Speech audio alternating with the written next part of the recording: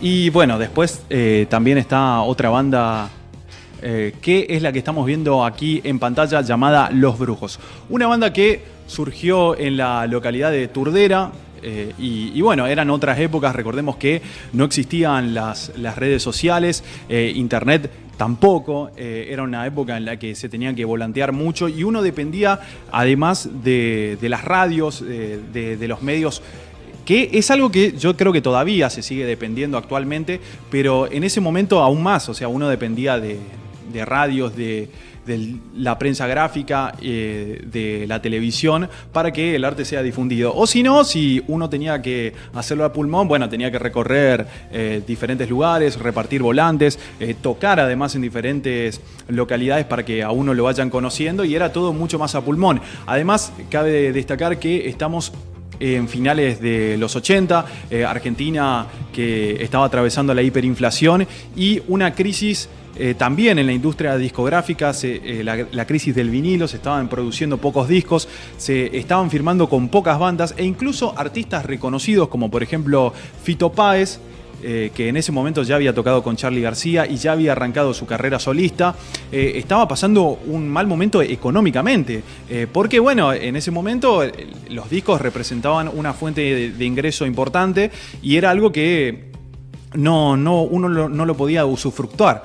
Así que, bueno, esto por supuesto no fue ajeno a Los Brujos, que en esa época se estaban presentando primero en lugares cercanos, teniendo como epicentro a Temperley, cercano ahí de la zona de Turdera, y después de a poco estaban tratando de ir a Capital porque bueno, había otros lugares y estaba ya el mítico Cemento en la década final de los 80, principios de los 90, que era uno de los escalones obligados para las bandas que querían llegar a un público más grande en el rock argentino. Bueno, una banda que además se conforma con la mezcla de dos anteriores bandas, que las tenía el nombre por acá porque no me las estoy acordando. Acá están.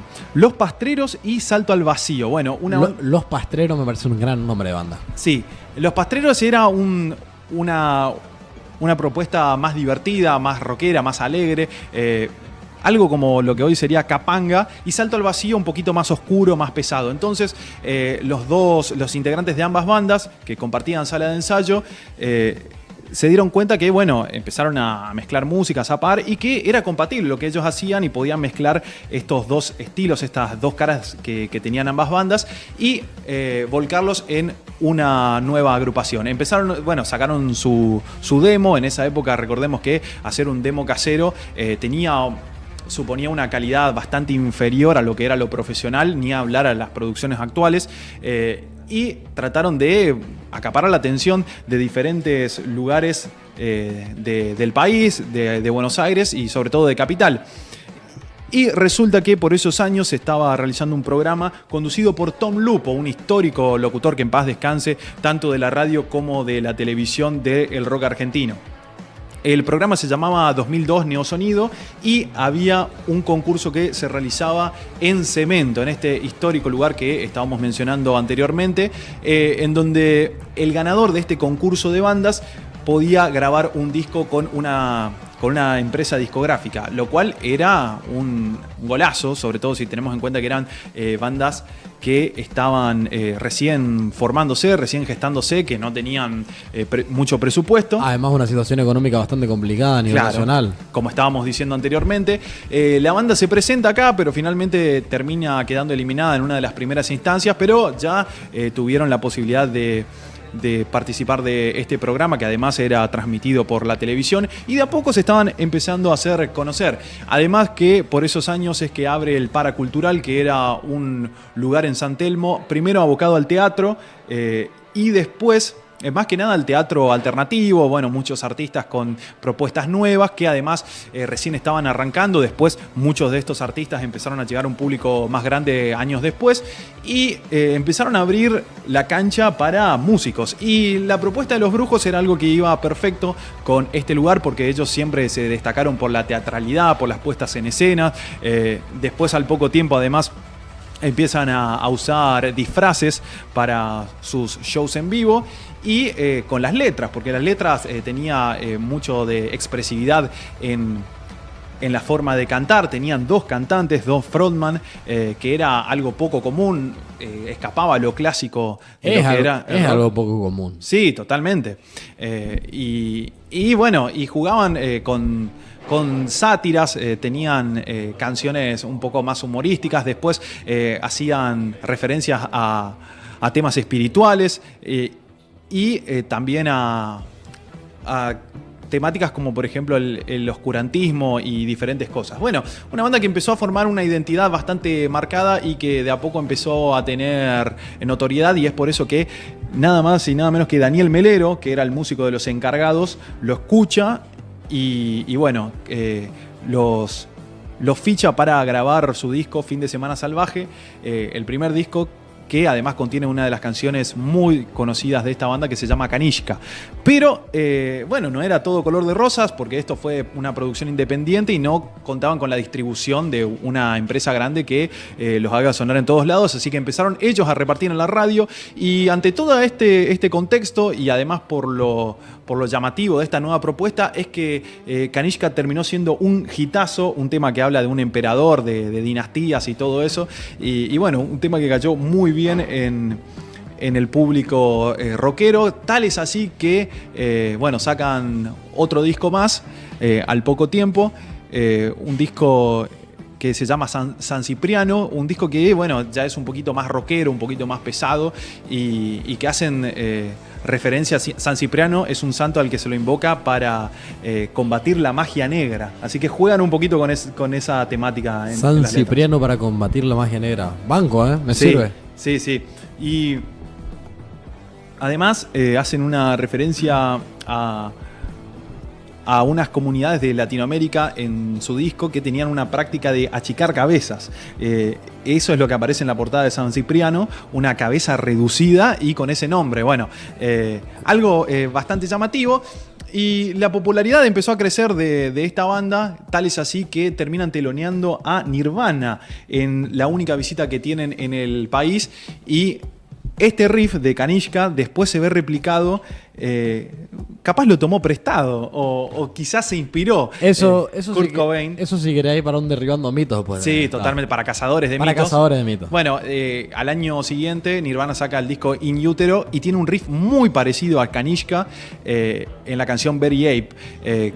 Un poquito más distorsionado, pero bueno, después existe una teoría sobre si ellos finalmente inspiraron o no a Nirvana, que eso lo dejaremos para otro capítulo. Pero bueno, después sacan otro disco más que se llama Guerra de Nervios y bueno, y vuelven a esta cosa quizás más alegre y una mezcla de sonidos que era bastante difícil de catalogar, difícil de encasillar el sonido de Los Brujos. Por momentos era un rock más pesado. En este disco particularmente se ven más solos de guitarra y bueno, y tenía esa particularidad de las 2 voces y la temática de las letras bastante original y por momentos se tiraba más al lado del punk, por momentos más al lado del rock, por momentos incluso creo que había una mezcla de New Wave, lo cual hizo un sonido que fue fácilmente reconocible y ellos lo denominaban como beatcore. Así que si existe este género del beatcore, ellos son totalmente precursores acá en este sonido. Beatcore, ¿qué? Beatcore, sí, exactamente.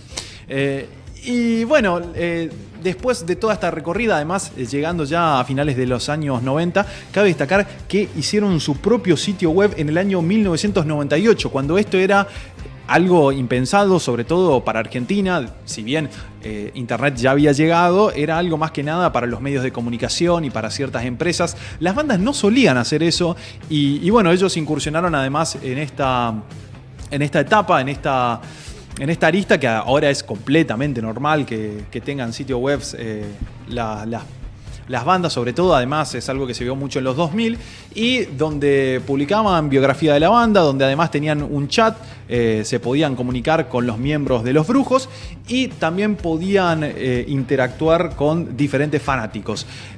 Así que bueno, algo completamente nuevo, algo completamente llamativo para lo que venía haciendo Argentina en ese momento. Sin embargo, con un comunicado justamente en este sitio web, dicen que después de años y de algunas rispideces en las relaciones interpersonales, se terminan separando en el año 1998. Bueno, una banda que siguió separada durante muchísimos años. Y particularmente a mediados de los 2000 y principios de los 2010 empezaron a verse muchas vueltas de bandas que eran de los 90, de los 80, como por ejemplo Los Fabulosos Cadillacs es un ejemplo. Otro gran ejemplo es Soda Stereo. Árbol tenés que volver ahora también, Árbol capaz también, sí. En un tamaño o una relación mucho más directa a Los Brujos, tenés la vuelta de Árbol también. Sí, y también los que vamos a entrevistar ahora, Caballeros de la Quema. También los Caballeros de la Quema, otra banda que se separó ya en los 2000 y que tuvo su vuelta en la década pasada. ¿En la década pasada fue? 2012, por ahí volvieron, que Sí. tocaron en Ciudad Emergente, hicieron un show que después fue un disco en vivo. Sí, muy propio también de esa época capaz de las bandas, el haber agarrado notoriedad mucho, capaz con el devenir de la aparición de YouTube. Yo creo que es una de las situaciones que hace también que sean mucho más reconocibles estas bandas que difícilmente hubieran salido de Buenos Aires. O sea, pensemos, ahora vamos a hablar con el guitarrista de Los Caballeros de la Quema. Los Caballeros nunca vinieron a Corrientes. O sea, desde el 99 no vinieron a Corrientes. Pasó muchísimo tiempo y son cosas donde uno capaz no tenía el alcance como para poder moverse tanto a otras provincias y poder tocar. Y que con esto, lo de la masividad del internet, sí se logra. Por eso también es un avance lo de Los Brujos, de que hayan tenido desde un principio una página web que hace también que sea medio con un primer acercamiento a las redes sociales. Y más con el tema del chat con los integrantes de la banda.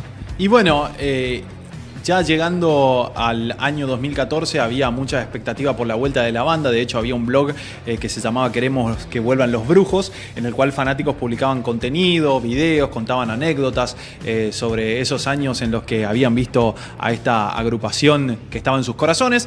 Y es por eso que mediante el sitio web, otro sitio web, Los Brujos empezaron a publicar algunas pistas y finalmente deciden anunciar su vuelta a los escenarios. Lo hacen con un show en Ciudad Emergente, justamente donde cierran el festival. Además realizaron varios shows en Vorterix y anunciaron en el año 2015 la salida de un nuevo disco. El disco se llamó Pong. Y además volvió en el bajo uno de los integrantes originales, en este caso ya sin Lichi, que Lichi era uno de los bajistas de la primera formación, de una de las primeras formaciones, pero que en este momento se estaba dedicando a otra cosa. Además, él tiene actualmente una marca de ropa bastante conocida, que, bueno, no la vamos a mencionar. ¿Cómo te pasás de rockero a dueño de una marca de ropa? Es genial. Y bueno, uno incursiona en diferentes ámbitos, pero hay que decir que Lichi además sigue dedicándose a la música, hace algunos temas propios y toca tema de Los Brujos bajo el nombre del proyecto Un Brujo. Bueno, esta banda que empezó a tocar en diferentes lugares después de esta vuelta, pero lamentablemente hubo una noticia muy triste, que fue que uno de los cantantes, Ricky Rúa, después de una enfermedad terminal terminó perdiendo la vida. Y bueno, hubo un sentido homenaje de parte del grupo, bien al estilo Los Brujos, bueno, diciendo que tenía que partir para una misión interestelar, lo cual me parece excelente. Y bueno, la banda se siguió presentando.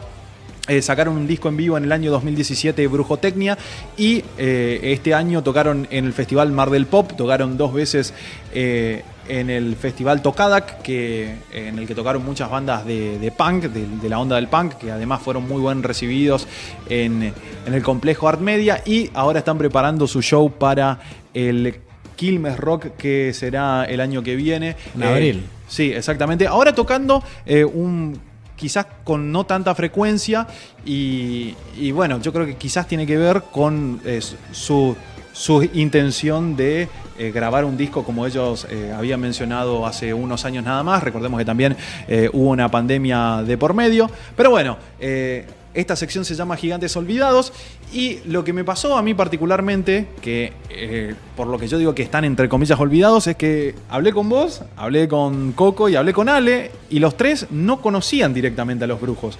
Es una banda que... Y con Pablo Miguel sí conocía. Pablo Miguel, sí, pero Pablo Miguel conoce todo. Dio el dato de la copia de Nirvana. Sí, exactamente. Es más, al instante lo sacó, agarró y lo buscó como si fuera que lo tenía preparado, así para decir, toda la vida esperé que alguien me nombre a Los Brujos para decirle esto. Totalmente. Bueno, y existe, creo que, una generación de más de 30 en realidad, 30 para abajo, menos 30, que quizás no tiene tan presente a Los Brujos. Yo creo que tiene que ver porque los hits de ellos han quedado por ahí en el pasado, como Kanishka, como...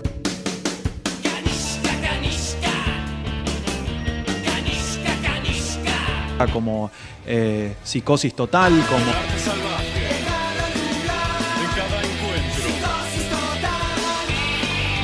como Agua Viva.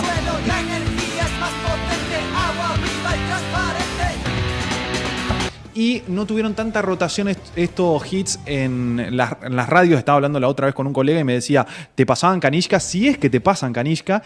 Y las canciones del último disco de Pong no pegaron tanto como sí lo hicieron en los anteriores años. De todas maneras, me parece que este es un excelente disco, el último que sacaron en el año 2015, que tiene grandes canciones que suenan muy a Los Brujos, pero con una prolijidad y un profesionalismo tanto en la ejecución de los instrumentos como en la producción que me parece espectacular. Hay grandes temas como Beat Hit,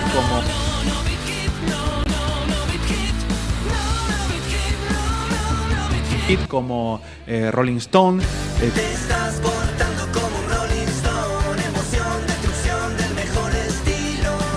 Como Buen Humor, entre tantos otros, así que se los recomiendo. Una banda que está vigente, que sigue tocando y que aparentemente tienen intenciones de seguir grabando, y esperemos que con todas estas seguidillas de tocadas y con su vuelta al Quilmes Rock vuelva una exposición más grande a las nuevas generaciones.